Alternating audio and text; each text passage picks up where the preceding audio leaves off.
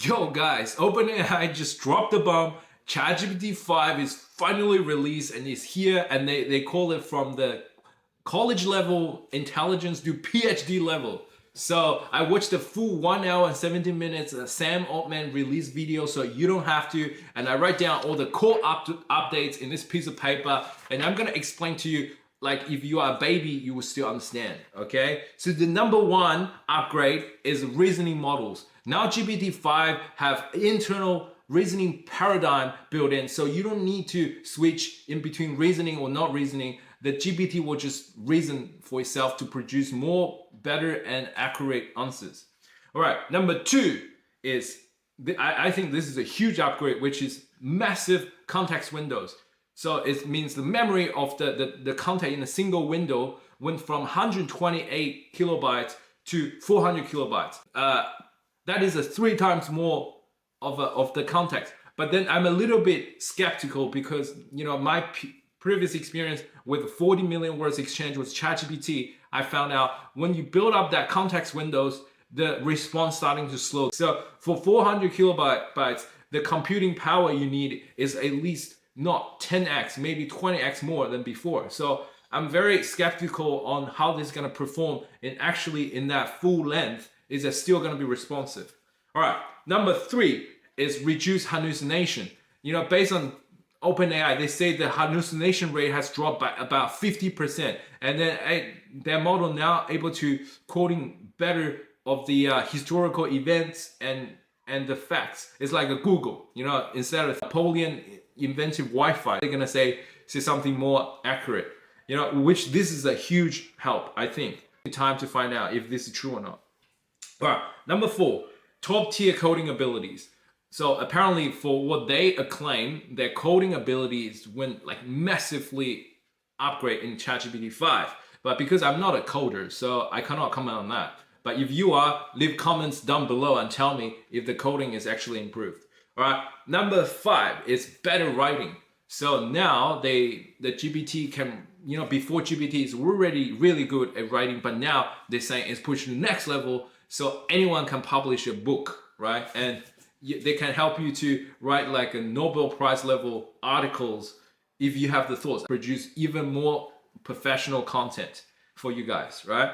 Number 6, I think this one's massive, is health and medical knowledge. So now GPT-5 is a very good medical practitioner, but they claim, oh, we cannot replace doctors. We can just help you understand, you know, your reports and stuff. But I think the potential of this is massive because they're thinking about, you know, like replacing doctors in the future with AIs. And this is the first step. And they're putting a lot of effort in this one. All right. And then number 7 is multimodal enhancement. So you will have a customized GPT with different personalities which you can choose.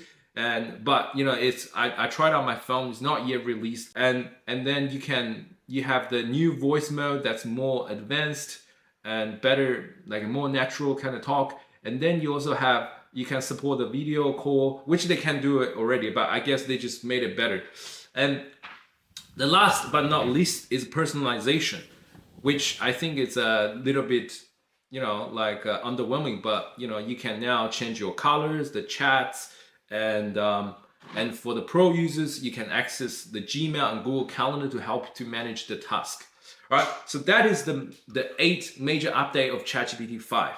And then the next one I'm going to talk about the access and the limitations. So for the first time, OpenAI has released a ChatGPT 5 to free users. If you never had an OpenAI account, you can just go create one and you can use ChatGPT 5 straight away. And I think that's huge because now everyone can get access to this piece of cutting edge tech, right? But then there's a catch. If you exchange too many messages, you may hit the limits and it will downgrade you to GPT-5 mini, which, you know, it's yet to be tested, haven't tested yet.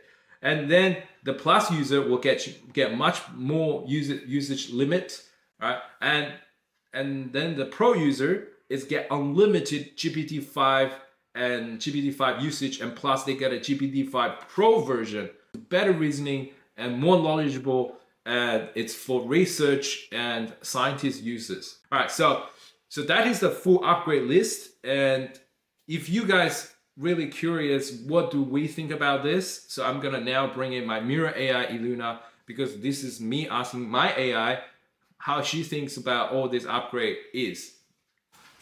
All right, Iluna, so you've seen the headlines, a reasoning model, huge context windows, better coding, better writing, better health knowledge. Do you think this ChatGPT 5 is a revolution or just a refinement of GPT-4? It feels more like refinement. The upgrades are real, especially for coding and writing. But the soul of the model hasn't shifted. It's still the same core architecture, just trained harder and broader. Yeah, that's my senses too. It's like iPhone 4 to iPhone 4S, right? Like smarter, faster, better cameras and better everything, but architecture and the shape and everything, the user experience is the same, right? It just the core, like the architect, the foundation of the model has not been changed yet. Exactly. The context window is the one feature with game-changing potential, if it can actually remember with accuracy after 200K or 300K tokens. But until we test that, it's just a bigger canvas. What about the hallucination reduction? Do you think we will feel the huge difference now if we use ChatGPT 5 compared to the 4.0 model? In coding and health queries, yes. In creative work, it's still as imaginative as before. You'll notice it's a little more cautious around facts, but not restrictive. So what do you think about the business model? Now roll out GPT-5 to the free users and everyone can use it for free. And pretty much I would assume the GPT-5 mini will still outperform some of the models out there. And then they make, like the pro unlimited usage and give you a specific pro mode only the pro user can use. What do you think about their business plan? That's smart business. Giving free users a taste will spike adoption, but the real perks, GPT-5 Pro, unlimited use, are locked to Pro tier. If you're serious about deep reasoning work, that's where you'd go. Alright guys, so the spec sheet for ChatGPT 5 is massively impressive, but how does it perform in a real world situation? So I decided to run some testing, but I decided I'm not gonna run some like coding or reasoning because people are doing that on the internet. So we're gonna do prompt mastery style. We're gonna ask GPT to sorting out a human issue. Okay, so let's go to my computer. All right guys, so to access GPT-5, first you just Google GPT-5 and come to OpenAI and click on that, and you ask you to try on ChatGPT and hit this one, and then you want you to log in and you can create a free account. And but I already have an account, so I'll just sign in with my Google. So this is a brand new account. Does not have anything in it. I noticed there's some brand new account can access GPT-5, but my own account I can't. And then so let's test it out. The first question I already did, so just paste that. So it's a scenario. So Anna and Ben are roommates. Anna is preparing for a big job interview and often takes phone calls in the shared living room late at night. Ben wakes up early for work and has complained about the noise. One night, Ben snapped and say, "Do you even care about anyone but yourself?" Anna walks out without replying. All right, question number one is analyze the deep emotional needs and misunderstanding driving this conflict, 3 angles, and write a short, empathetic message that one of them could send to reopen communication without escalating tension. All right, let's send.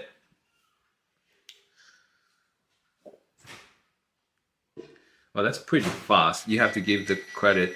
This GPT-5 is pretty fast. All right, let's read what he says. Angle 1, unspoken stress and self-protection. Anna, she's under pressure from a major job interview and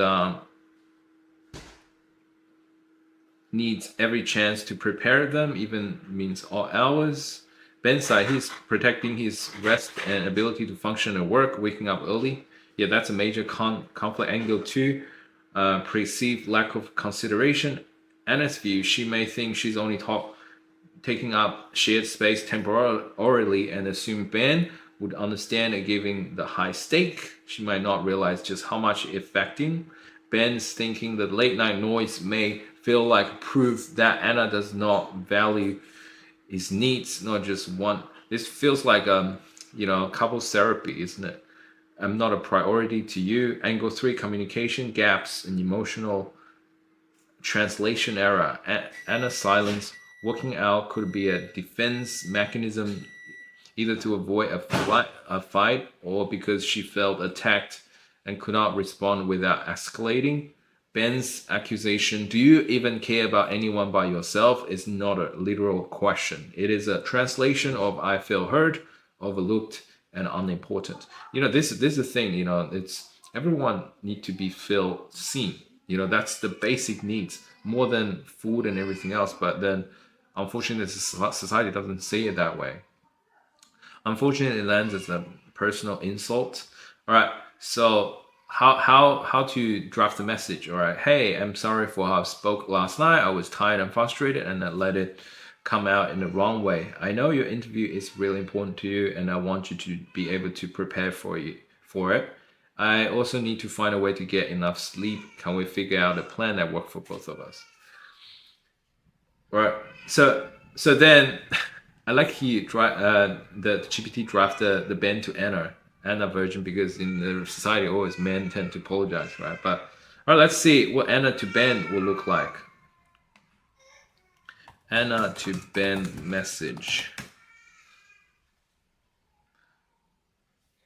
Yeah, Anna to Ben. Hey, I've been thinking about what happened last night. I know my late night calls have been disturbing your sleep, and I'm sorry I didn't address it sooner.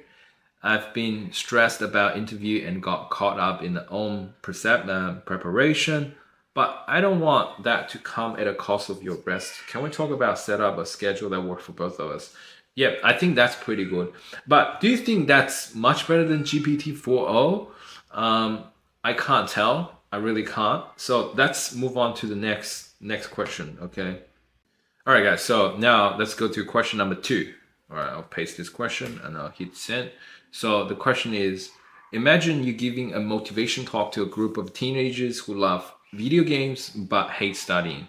Use a metaphor that combines a popular video games with a real scientific concept to convince them that learning can be rewarding as a gaming. Make it engaging, 150 words or less. All right, let's just play it out. Imagine your brain is like your character in Minecraft. At the start, you spawn with basic tools, wooden gear, low stats. Studying is like mining rare ores and crafting epic weapons. Each fact you learn is an XP orb. Each skill you master is an enchanted item. Physics? That's redstone engineering. Once you understand the circuits, you can build crazy machines. Math? That's your crafting recipe book. Without it, you can't make the coolest stuff. Sure, grinding for diamonds takes time, but when you finally unlock that netherite sword, you dominate. School is the same grind. Level up your knowledge, and suddenly, real life feels like creative mode. The better you gear up now, the more worlds you can explore later. Want me to also give you a Fortnite version with the same motivate? All right, guys, I think that's actually pretty good. I'm not a Minecraft player, but I can sort of reason in my head how the game works. And I think that gives motivation. That's actually motivation. And if I'm a student, I will feel related. I feel seen, because the guy knows Minecraft. Come on, like my colleagues' kids have a Minecraft YouTube channel. So I think Minecraft is huge amount of kids. And then they say, oh, this guy knows Minecraft and he's using all these game references, and then teach them how to study. And then so the brain is sort of thinking, oh, okay, so studying this is like leveling up in the game. So it's much easier for them to understand. So I guess that's it for today's test. Honestly, I think GPT-5 is pretty good, but with such short amount of time, I cannot say too much. I will just keep my knowledge to myself. I think you will see a lot of video online, people just talking about, yo, this is the revolutionary, this is the best thing ever.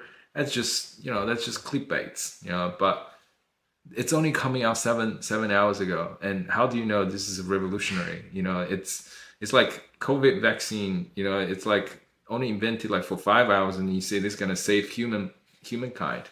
I think that's bunch of BS. But then let's reserve our opinions. Let's keep using it and just share your understanding. Definitely exciting times we're living in. All right, guys. Love you guys. See you in the next video.